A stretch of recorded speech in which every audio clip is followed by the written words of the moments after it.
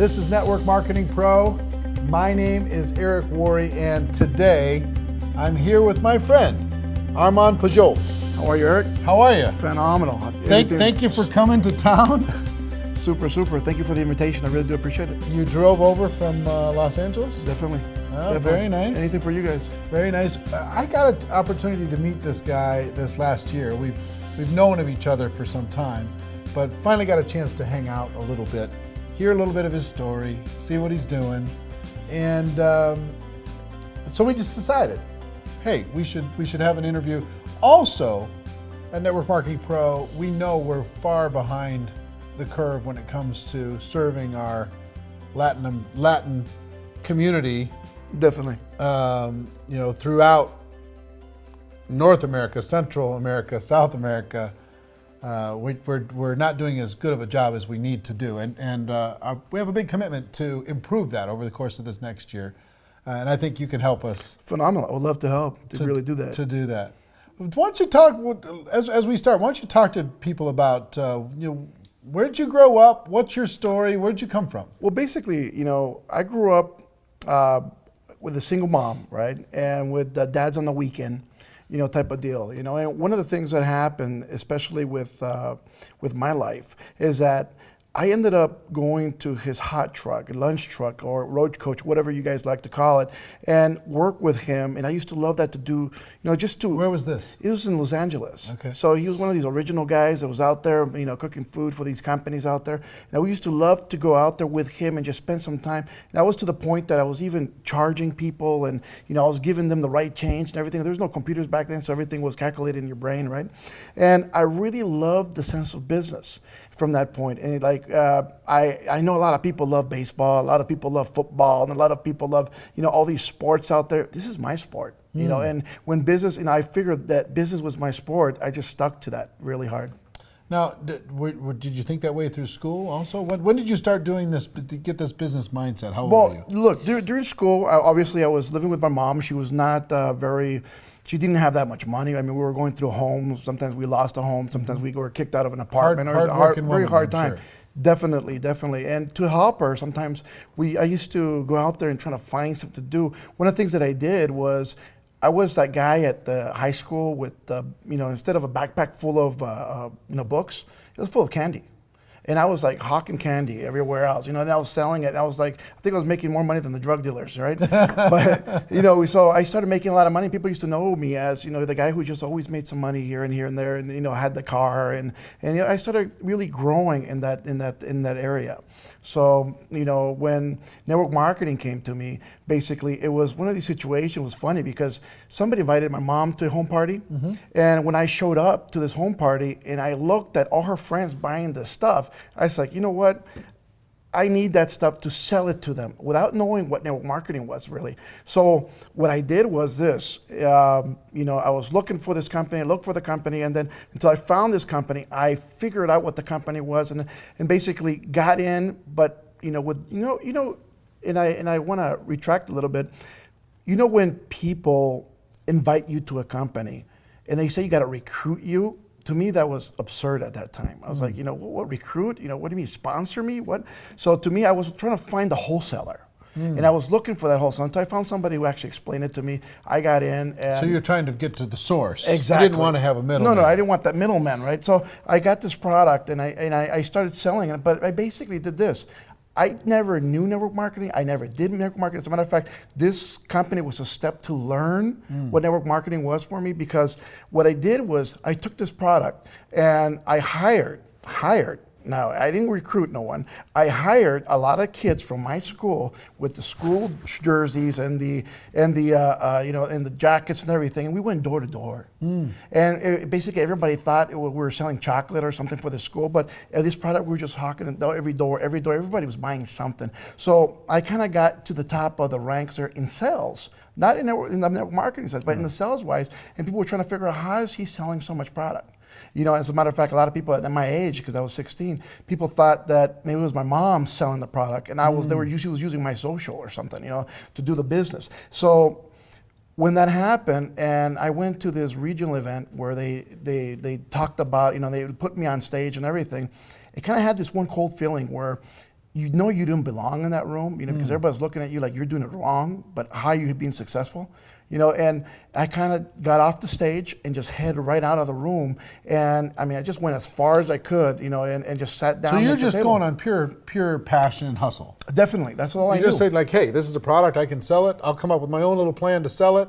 Yeah. Didn't even know that these people had already had a structure. Definitely, no, I was building my own business. Right. Definitely. So you had a bit. They were just a product supplier for you. Yeah, definitely. Right. Definitely. So you're getting recognized for stuff you didn't even understand what you're getting recognized Well, for. I didn't even know why I was there, and to get the reception. Was your mom involved? No, not at all. Oh, okay. Not at all. But every time, when I got onto the stage, right, and they were doing the recognition, and I'm telling them my story, how I did this. One of the things that I noticed is that I got this cold feeling from the room. They were like, oh, you're going door to door? Ooh. No, it was like deers and headlights, man. People were looking at me, and I says like, oh my God, this is not for me. So I was very upset at myself being on stage, and that to the point that, and I was very like angry or didn't feel welcome Just in there. uncomfortable. Yeah, so much. And I just, as soon as I finished, I just walked out and went right out of that room. And I went so far to sit down at this little coffee shop that was not even coffee, it was a coffee kiosk, right? And then, I sat down at this table, and one of the gentlemen that was one of the husbands of one of the wives who really was the big ranks in that company walked up to me and said, you know what you're doing is all correct, but what you're missing out is residual income. And you need to learn a little thing. And so he started explaining to me all this stuff, and that's how network marketing started really clicking into my head and what it was. So he explained it to you, but you didn't turn it into the big money until later on in life. It took me a couple of years right after he told me that. It just clicked. I kind of turned it into, I went to a great company with him, and because I followed him. After that, I didn't want to do nothing with that other company because of the way I felt. And when I went with this gentleman, we went into another company that was launching, and we had very good success after that, about a few years there. Unfortunately, the government, deregulation happened, and we're forced to scatter and look for something else, unfortunately, at that time. But after that, we've had good success. And, I think I'm one of the lucky ones. And when I say luck, it's because I think I was put in the right place with the right people who taught me the right things, because I see a lot of network marketing right now, and a lot of people in network marketing that are just told the wrong deal, the wrong steps to take. They're coached wrong into building really good residual, real good income. And I was so lucky to be put into a place where people actually knew what they were doing, and they were teaching me the right steps, and they were moving, and I was just absorbing everything. And I think that's what led to my success here in network marketing. Right. Yeah. And you've had an explosion of growth recently. Definitely. Our company just hit over $100 million in sales in a year, so I think that is just phenomenal. So we're doing very well. And your growth has grown far over $1 million a year. Definitely. And you're helping a lot of people all around the world. Yes, sir. You've expanded your business into the Hispanic marketplace dramatically, right? What percentage of your organization do you think? I think 90% of our business is in the Hispanic area, and it wasn't calculated that way. I mean, Right. it was not my strategy. As a matter of fact, I started in the United States and moving really strongly, but the leadership that I brought along from, that I brought along from other companies, they were Hispanic, first of all, and it kind of led into that market, just organically. And it was pretty awesome when you walk into an area, and and not only that, I fell in love with the idea, because in the Hispanic market, this is what happens. In the English market, people have jobs, most of them, and where you're trying to give them their part-time job. So they never have enough time to do their part-time job, which is network marketing. So a lot of people are not that successful at it because of that. In the Hispanic area, if you get somebody to earn just $100, that's more than most of their paychecks. And It depends on which country, right? Definitely, it depends on what countries. But some countries, some of their paychecks are within $50 to $200, a month. Yeah. It all depends on where. So if you're getting them to make $100 a week, they're full time. And they're full time. I mean, they're really pushing. They're really pushing hard. So I mean, I got all these people that are really. I mean, they're hardcore, and they're MLM on spirit, and they're learning. They're picking up the books. I mean, they're doing everything as possible to really convert to what network marketing is around the world. So, what do you think? What other differences are there? between the Hispanic marketplace and the English marketplace? I think in the Hispanic market, a lot of people, the difference between Hispanics, in my perspective, is that they're all hearts. I mean, they're in it for for the love. They're in it to not only for what their wealth can change. Obviously, everybody's in for their wealth or whatever they can do, but they're in it to help their fellow man. They're really there to, they see somebody, they have a passion for what they're doing, and it's just phenomenal the way you see people work. In the English market, everybody is very, I think that everybody's been burnt a lot in the English market. A little more cynical. So a lot of people are more, they're more passive. They start thinking a little bit more. Is this true? Can this be right? Can this work? And they want to see it work before they jump in. And it's a totally different attitude to that. Where in the Hispanic market, where you says, look, can you sell this one item? Yes. You sold it? All right. You made this much money. Wow, I'm in. And that's it. And that's all people need to know. I mean, we really don't have to teach them binaries or unilevels or matrices. Stuff, yeah. No, they're just like, well, how much do I make selling the stuff? And from there we can teach them the rest. It comes from product passion 1, definitely, and selling 2, definitely. And then growing the network. Well, I have a recruiting 5 steps that I show people how to do, and this is the way I teach people. Is basically, I said, number 1, you need to have product with you. Number 2, you need a prospect. And when I talk about prospecting, you got to go find people to tell you no. You got to find people all around the world to, it doesn't matter who you're talking to, but you got to move some product. And then number 3, you got to follow up with these people. After you start following up with the people, you figure out where they're at, and then you start sorting them, which is number 4. What I mean by sorting is, who's a customer, who's a distributor? Not everybody's going to be a distributor. And if we have that mentality where we says, look, less than 5% of the people you're going to touch are going to be distributors. And if you can get into the mindset of these people, and if you can really learn how to sort these people out, you're going to be rich. It's just that simple. So I tell people, look, if you start sorting, just sorting alone, if you figure out which one's a customer, keep them as a customer. Don't force them into the business. I'd rather have a happy customer buying you every month product than having this really frustrated person because he can't make any money. And then hold the distributor that when kind of now sort them again, because now I'm going to sort these distributors out, where I'm going to sort them. Do they want to make $100 a month? Or do they want to make, let's just say, $100 a week or $500 a week? Or I want to put them in the bunch that wants to make, I want to sort them in, and I'm going to put them into groups of people where their income goal is at. For instance, if they want to make $500, I'll put them into that group. Work with these people because they're going to work at the same speed. You want to make $1 million? I'll put you with these people because they're going for it. They're working 24/7. That's what they want to do. I don't want to feel like you're being tugged. I don't want to feel like you're being pushed. I want you to be happy. I want to be content, because the more people are content in this business, they're not feeling like it's another job. Guess what? They stay involved, and the more they stay involved, the bigger you grow. Give me the 5 again.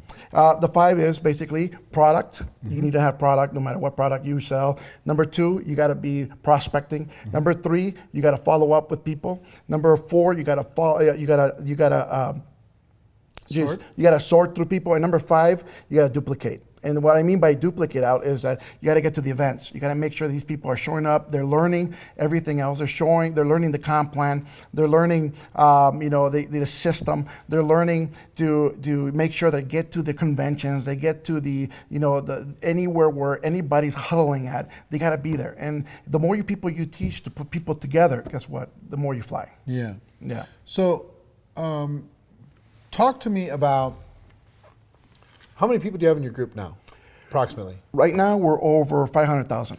500,000 people on your team. Definitely. Right. Okay. So a big group. Yeah. So what are some of the strategies that you've used outside of the 5? Okay, I know the 5 are central. Yes. What are the strategies that you've used to grow a team of that size? Well, it's basically finding leadership. I think that's the big key of finding people who are willing to stand in front of the room, willing to really, control, and just showing leadership how to control larger groups, how to control groups that are, 20 plus people or, 100 people together, and how to put them together, how to make them work together. And once we start finding these key leaders, then from there we start finding the B-class leaders, the people that just want to move 10, 20 people. So of that leadership group, out of 500,000, how many leaders do you think you have? I think we have top level. The top level leadership. I think we have over 200 right now. So let's say 200 people can influence 500,000. Definitely so. Okay, so you don't have to influence all 500,000. You just No. have to be connected with those 200. Well, they So you're going to be sorting through all those people to see who identifies himself, who wants to step forward and be a strong leader. definitely. Then work with those people, develop their skills, and then you say you start looking for the second level leader to see if you can, who's in the farm team that you can bring up. Definitely. It's almost, we kind of move it like a ball club. And it's kind of use that type of style. We bring up the key leaders, the people The who are 200, really, those are the pros. the ones who want it. And you can see it in their eyes. You can see the saliva coming out of their mouth. They're hungry for it. And what I mean by hungry for it is that they're willing to do the work that needs to be done. One of the worst concepts about network marketing is that it's no work.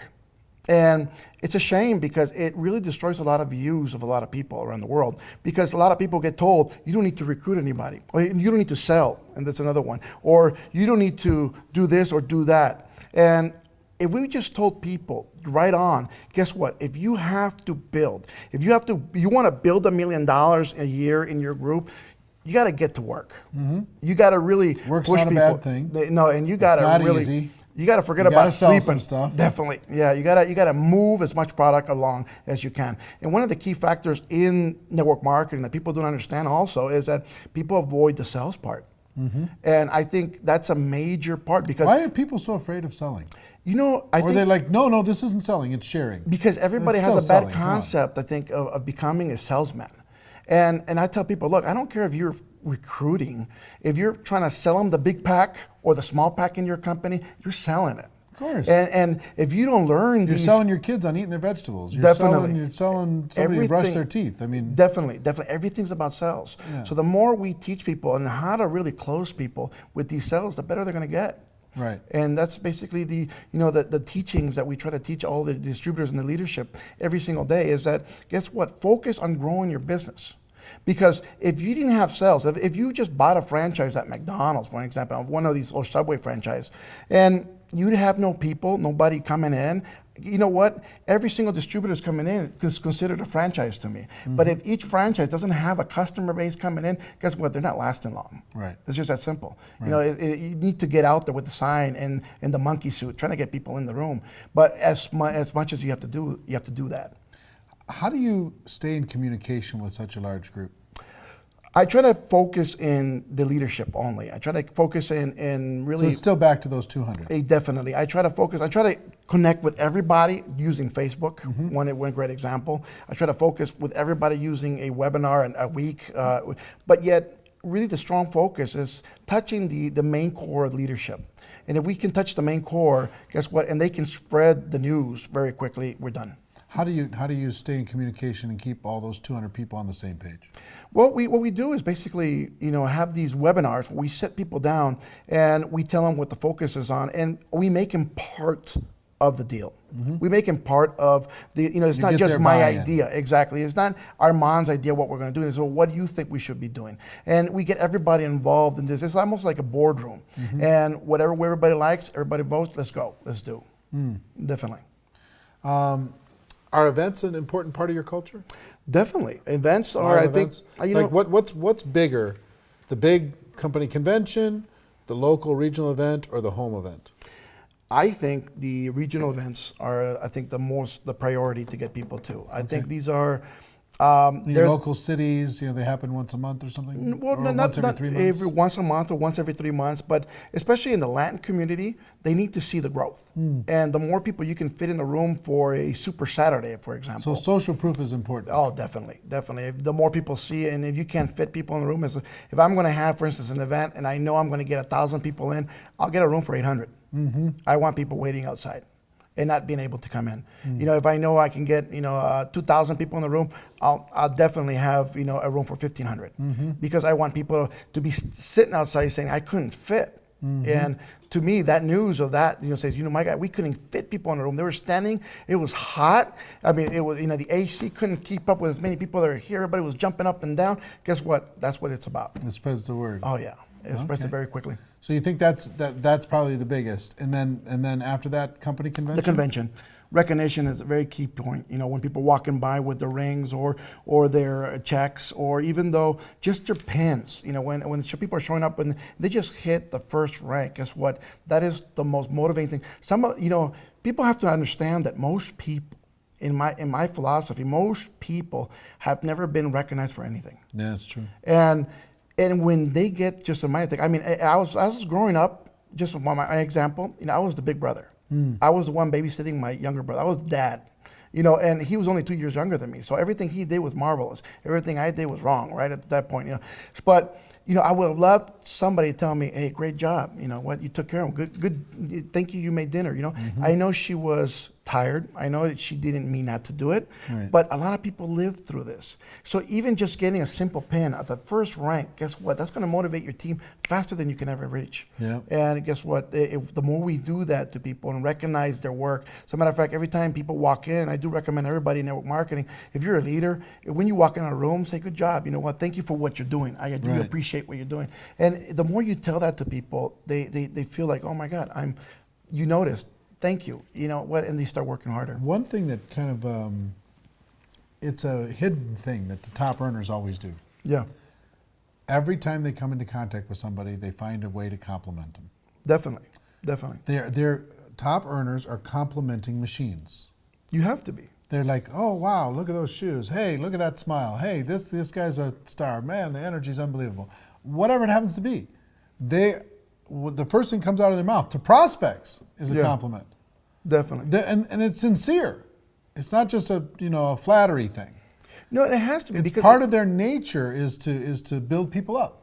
I think it is a part of the culture we build, you know, especially as leadership. And that's one of the reasons that I love your events, because every time I've watched it before, you know, via online, and then, you know, or video, and then being there live, you know, when you get to my level, you know, where I'm at in the company, on the top of the company, and I'm the first distributor, you know, and you know, you have no one to really talk about different situations that you've get into, right? And it's beautiful to get friends that are in the same situation in different other companies, where you can literally call up and ask and says, "You know what?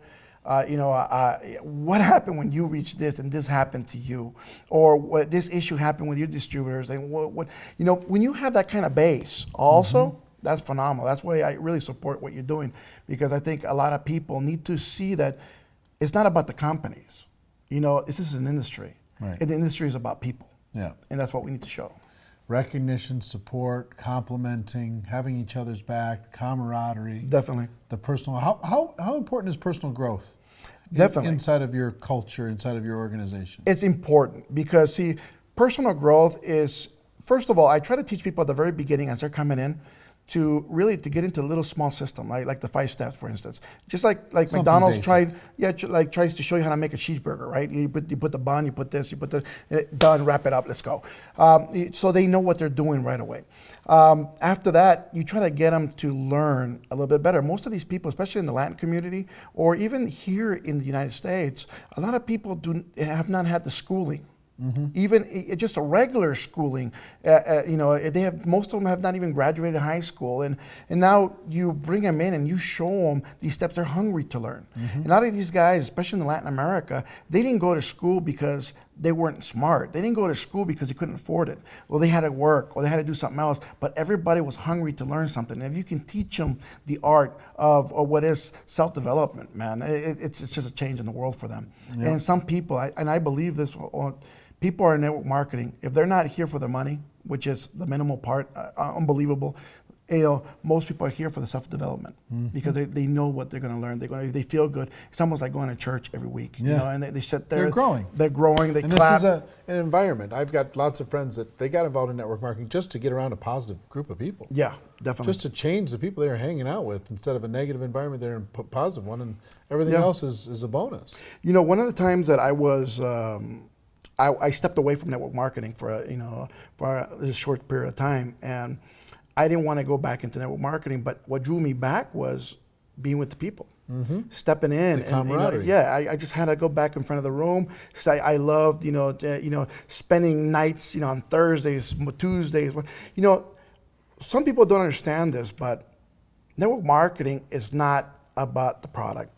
to me, the network marketing is not about the money to me. It's about the people. And when you're with people, then you see them change. You see them smile. You see them thanking you. You know what? To me, that feels, and that's what it's about. It's about feeling. It's, you know, it's not even about the money no more. It's about how many people we can change. You know, if I had to pass away, you know, if for God forbid that something happened to me on the road, right? I don't want my legacy to be how much money I made in network marketing, because I know, you know, if somebody says, hey, this guy made 10 million, 12 million, 13 million, 14 million a year, guess what? It's chump change compared to what Bill Gates is doing. You know, so you're down there. But if we can show that your legacy is going to be how many people we can help and how many people we can change their lives. And I'm not talking about making them millionaires. It's just paying their bills, making sure they can put food on the table for their kids, making sure they can do something more in their lives. We're done. I mean, I that's what I want. And that's what I want to be recognized as the person who changed the most lives in this world.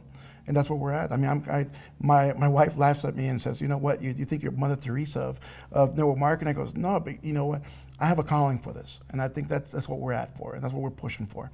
So, I mean, that's one of the big reasons we're going to bring a huge group now from this period on to the Network Marketing Pro events. You know, and I'm going to I'm going to fill the rooms, and the reason is that people have to see that part.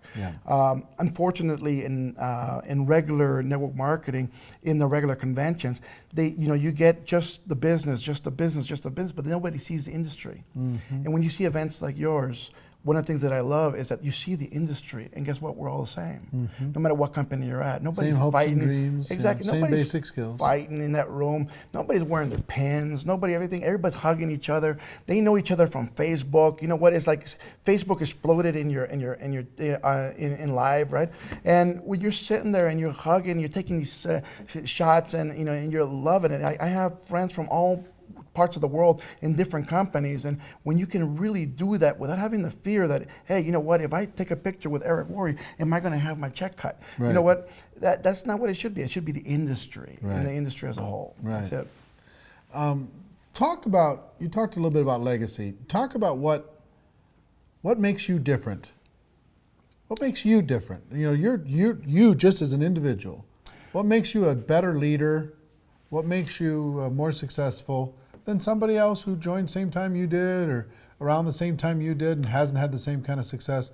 What do you do different? What makes you, what kind of separates you from the crowd? I think what separates me a lot from the crowd is that, like I said, I came in while I was 16. I think I was very young, and I was very able to absorb a lot of the information very quickly. And like I told you before, I was put with the right people, and I was listening a lot to Jim Rohn, and a lot to these great mentors that are all over the the internet now. And I remember just listening to some tapes and picking some information, because I was never able to see them live at those points. But guess what? It was like I was there every single time. And when you pick up these little tips and how to do the business, it makes you different than everybody else. Because now, unfortunately, with I think network marketing, so all these people now have these systems, and I believe these just systems, and not to offend anybody, but I see a lot of these systems as they're like copycat systems. They just change the product, they change the name, they change, it was all the Amway system from many moons ago,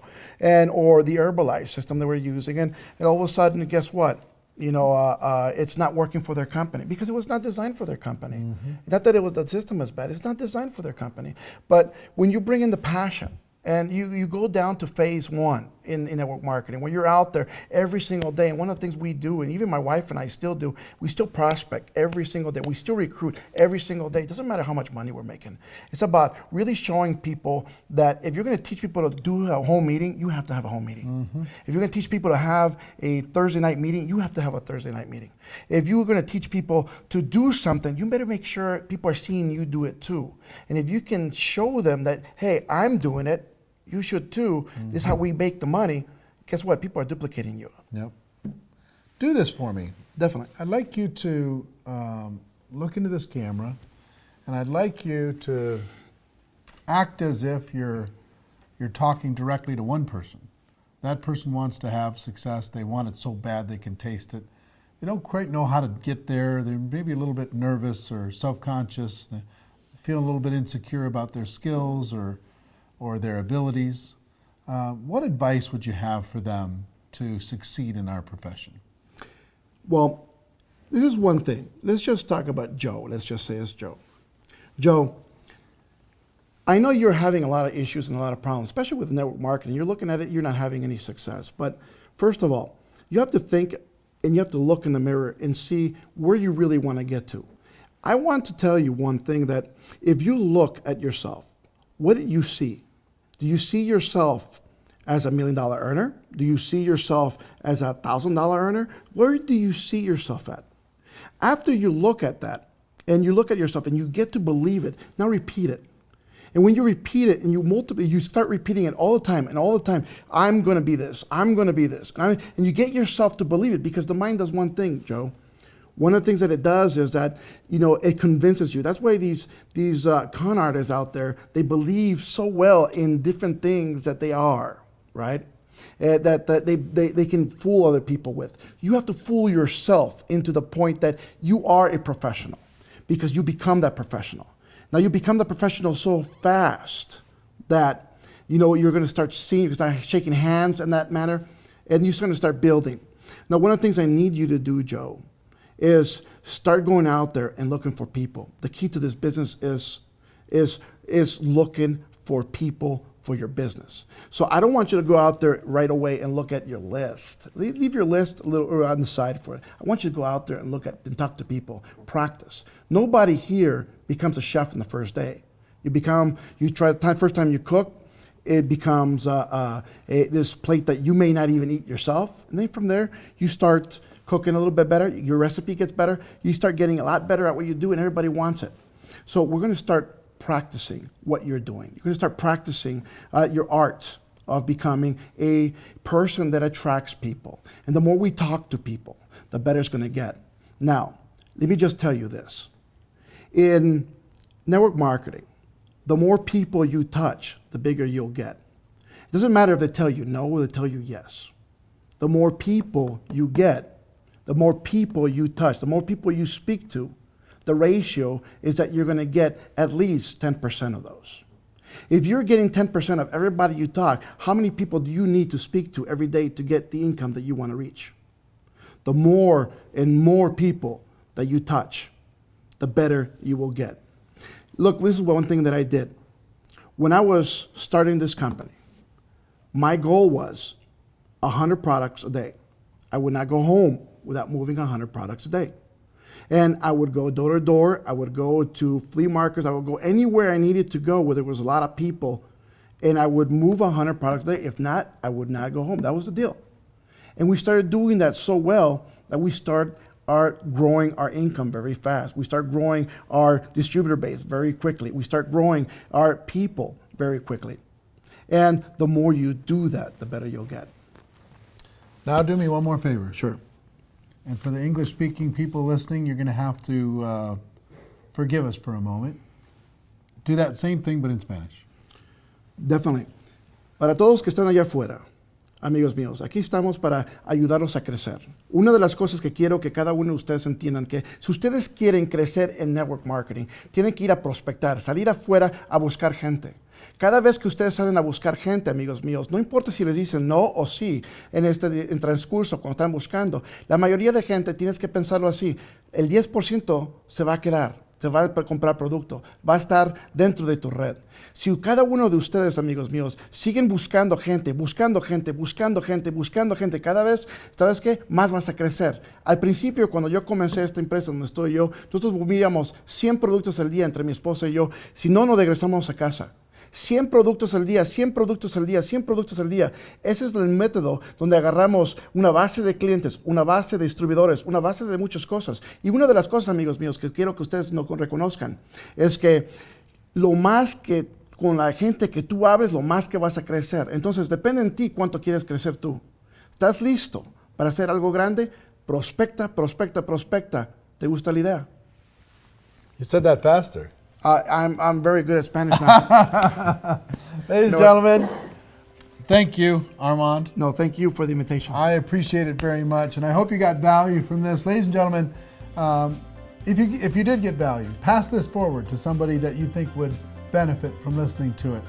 Share it with a friend, like, comment, push it around the world. Together we're doing important work.